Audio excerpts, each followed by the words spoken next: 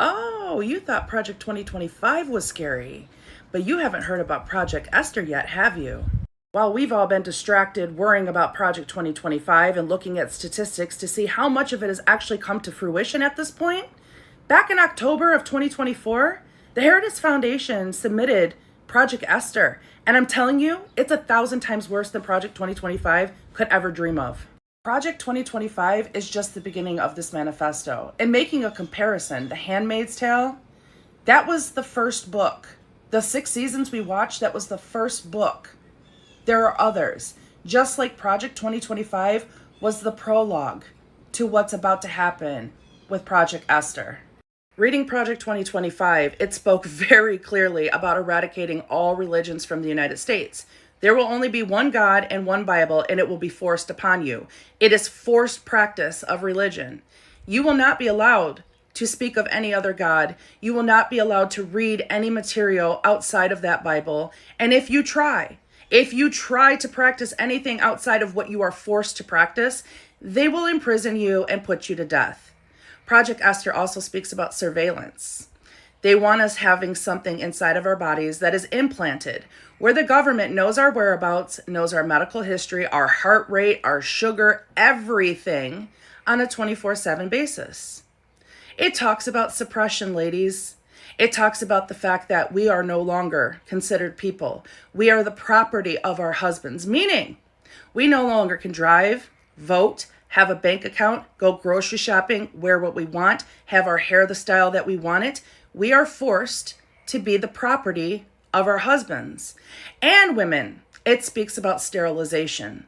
It speaks about when women are born, when girls are born, being immediately sterilized after birth. And when you become of age to have a baby, they will grow said baby in a lab and implant it in you so that they can have the white male child that they want for this Project Esther to come to fruition.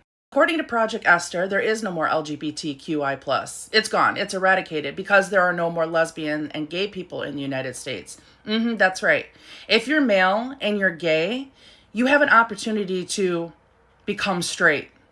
And if you choose not to become straight, then you will be put to death immediately. And women, they don't really give a fuck if you're a lesbian or not because you still have a working womb. So you'll be forced to marry a man anyway, and oh well, just deal with it. Project Esther isn't just a legislative plan. It's a theological plan as well, with roots in dominionism. And if you don't know what that means, it means having control over all living things, human beings, plants, animals. It means that as a man, you control everything like a god. It states very clearly in Project Esther that it has been written to replace the Constitution of the United States with biblical law. That is the whole purpose of Project Esther. Criminalization of abortion with death penalty being the reward will be a national thing for all of us. It won't matter state by state anymore what your governor and your senator say. As a nation, abortion will be criminal and you will be put to death.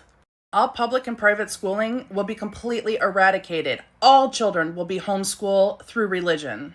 And the best part, chat, for anybody who resists, for anybody who defies this particular law, there are re-education camps to repurpose your brain, to make you more compliant and willing to be a servant of Project Esther's law. By the way, none of this is written in code. I'm not assuming or coming up with ideas based off what I read. No, this is quite literally how it's written. Very, very, very blunt for all of us to completely understand what we're about to face. Project Esther, like Project 2025, was written by the Heritage Foundation, so it's obviously backed by Christian nationalists. But it is so deeply rooted in white supremacy and Nazi rhetoric that it literally makes my skin crawl. And if it doesn't make your skin crawl, I need you to go right ahead and run this shit back and listen to what I said again.